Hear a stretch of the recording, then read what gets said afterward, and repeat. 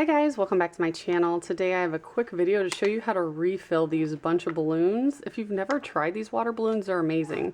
So they come in a pack like this, and there's 3 of these, and all the balloons are attached at the end, and there's little washers holding them on. Hook them to your hose, and within 60 seconds they're instantly filled and sealed, and it's so much better than doing it yourself. The only downside is they're expensive. So this pack is $7.99 at Target, so I try to get them at the end of the season so I could get them for about $5, sometimes less, just depending. But recently I figured out you could actually refill them yourself as long as you keep these.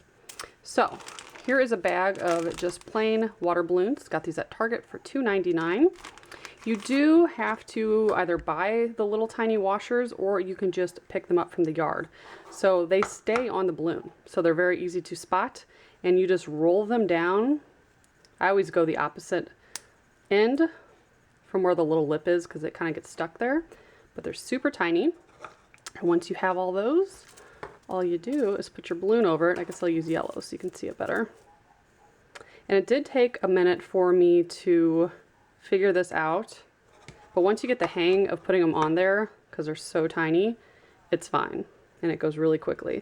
So you put it right over, and I found that if you put like your finger up top so you can feel the stick once it goes through, and then you push it down. And what I do is I roll it down, but I leave a little bit of a gap, and then I slide the balloon down to the tip. So there's the stick, have some balloon here, and then it's sealed right there. So all you do is just keep doing that and fill them up. You don't have to get all of them filled up if you don't want to, because the water is going to come individually out of each little stem, so it will work even if you don't have them all the way on there. And you don't have to be too careful. I've only punctured one and stuck the little stick all the way through it because they are a little stretchy, so there's a little bit give to it. So here I have all the balloons on there. This only took, I don't know, 5-10 minutes, something like that. I was doing other things while I was putting them on here, so I didn't keep track.